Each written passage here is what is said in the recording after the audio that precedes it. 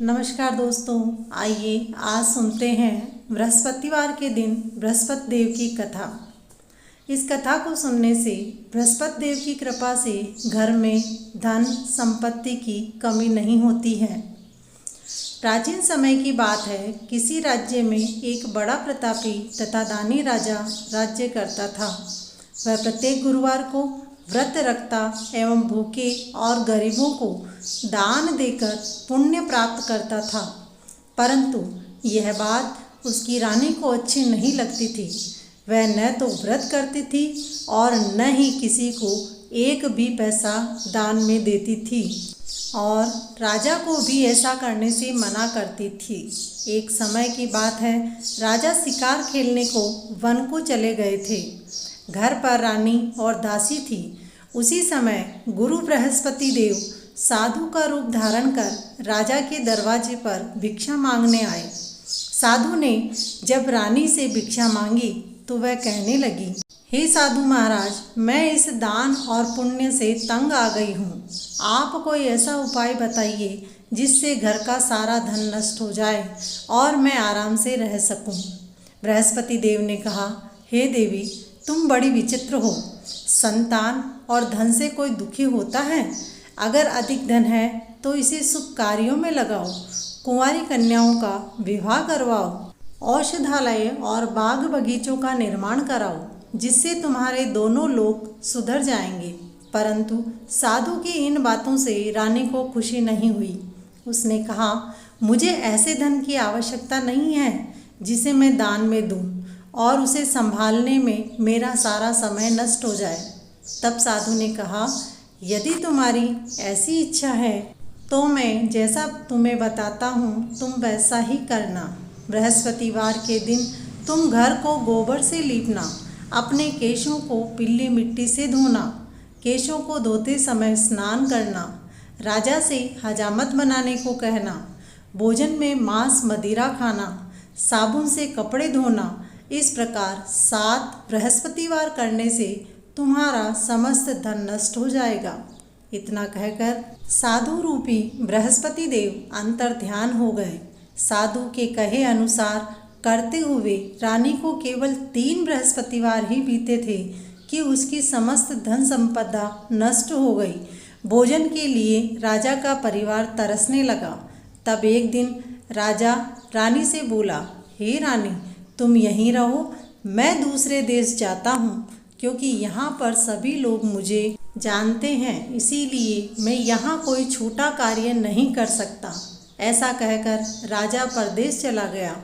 वहाँ वह जंगल से लकड़ी काट कर लाता और शहर में बेचता। इस तरह वह अपना जीवन व्यतीत करने लगा। इधर राजा के परदेश जाते ही रानी और दासी दुखी रहने लगी। एक बार जब रानी और दासी को 7 दिन तक बिना भोजन रहना पड़ा तो रानी ने अपनी दासी से कहा, हे दासी, पास ही के नगर में मेरी बहन रहती है, वह बड़ी धनवान है, तू उसके पास जा और कुछ ले आ ताकि थोड़ा बहुत गुजर बसर हो जाए। दासी रानी के बहन के पास गई। उस दिन बृहस्पतिवार था और रानी की बहन उस समय बृहस्पतिवार व्रत की कथा सुन रही थी। दासी ने रानी की बहन को अपनी रानी का संदेश दिया, लेकिन रानी की बड़ी बहन ने कोई उत्तर नहीं दिया। जब दासी को रानी की बहन से कोई उत्तर नहीं मिला तो वह बहुत दुखी हुई और उसे क्रोध भी आया। दासी ने वापस आकर रानी को सारी बात बता दी। सुनकर रानी ने अपने भाग्य को कोसा। उधर रानी की बहन ने सोचा कि मेरी बहन की दासी आई थी पर मैं उससे नहीं बोली, इससे वह बहुत दुखी हुई होगी। कथा सुनकर और पूजा समाप्त कर वह अपनी बहन के घर आई और कहने लगी, बहन, बृहस्पतिवार का व्रत कर रही थी, तुम्हारी दासी मेरे घर आई थी, परंतु जब तक कथा होती है तब तक ना तो उठते हैं और ना ही बोलते हैं, इसीलिए मैं नहीं बोली। कहो दासी क्यों आई थी? रानी बोली, बहन, तुमसे क्या छिपाऊं, हमारे घर में खाने तक को अनाज नहीं है। ऐसा कहते कहते रानी की आंखें भर आई। उसने दासी समेत पिछले 7 दिनों से भूखे रहने तक की बात अपनी बहन को विस्तार पूर्वक बता दी। रानी की बहन बोली, देखो बहन, भगवान बृहस्पति देव सबकी मनोकामना को पूर्ण करते हैं। देखो, शायद तुम्हारे घर में अनाज रखा हो। पहले तो रानी को विश्वास नहीं हुआ, पर बहन के आग्रह करने पर उसने अपनी दासी को अंदर भेजा तो उसे सचमुच अनाज से भरा एक घड़ा मिल गया। यह देखकर दासी को बड़ी हैरानी हुई।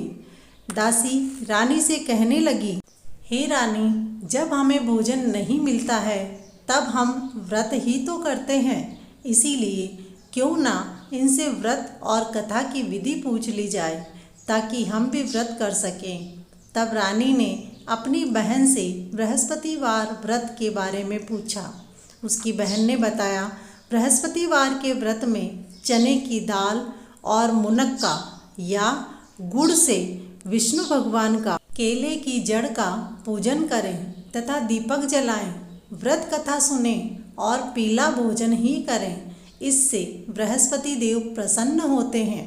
व्रत और पूजन विधि बतलाकर रानी की बहन अपने घर लौट गई। 7वें दिन जब गुरुवार आया तो रानी और दासी ने नियमानुसार व्रत रखा। गुड़साल में जाकर चना और गुड़ बीन लाई और फिर उसकी दाल से केले की जड़ तथा विष्णु भगवान का पूजन किया। अब पीला भोजन कहाँ से आए? इस बात को लेकर दोनों बहुत दुखी थे। उन्होंने व्रत रखा था, बस इसी बात से गुरुदेव उन पर प्रसन्न थे। इसीलिए वे एक साधारण व्यक्ति का रूप धारण कर 2 थालों में सुंदर पीला भोजन दासी को दे गए। भोजन पाकर दासी प्रसन्न हुई और फिर रानी के साथ मिलकर भोजन ग्रहण किया। उसके बाद वे दोनों गुरुवार को व्रत और पूजन करने लगी।